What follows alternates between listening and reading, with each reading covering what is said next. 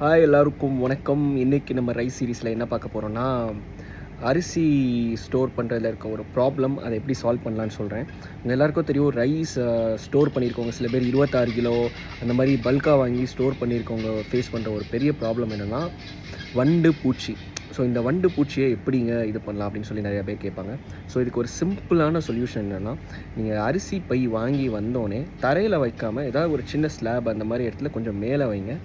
அந்த பைக்குள்ளே வேப்பிலை இலை இல்லைன்னா பிரியாணி இலை இருக்குது பார்த்தீங்களா, பே லீஃப்னு சொல்லுவாங்க, அந்த இலை இல்லைன்னா கொஞ்சோண்டு பெப்பர், கையில் கொஞ்சோண்டு எடுத்து பெப்பர் இதை போட்டுருங்க. ஏதோ ஒரு விஷயம் இதை செஞ்சு வச்சுருங்க. இது அந்த இடமும் காத்தோட்டமாக லைக் ஏர் க்ளோஸ் பண்ணி இருக்கிற மாதிரி ஏர் டைட் கண்டெய்னரில் வைங்க. ஓப்பன் பண்ணி வைக்க வேணாம், ஏர் டைட் கண்டெய்னரில் காத்தோட்டமாக ஈரப்படாத இடத்துல நீங்கள் வச்சிங்கன்னா போதும்.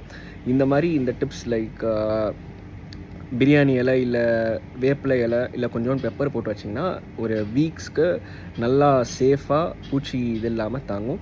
மெயினாக அதுலேருந்து வர அரோமா நேச்சுரலாகவே அந்த பூச்சிகளை ரிப்பல் பண்ணும். ஸோ இது ஒரு நேச்சுரலான சேஃபாக அரிசியை ப்ரொடெக்ட் பண்ணுற ஒரு டிப்ஸ். ஸோ இந்த மாதிரி அரிசி யாரும் சாப்பிட்றவங்க இந்த மாதிரி அந்த பிரச்சனை யாரும் கேட்டிருந்தாங்கன்னா அவங்களுக்கு இந்த வீடியோ ஷேர் பண்ணுங்கள், அவங்களுக்கு யூஸ்ஃபுல்லாக இருக்கும்.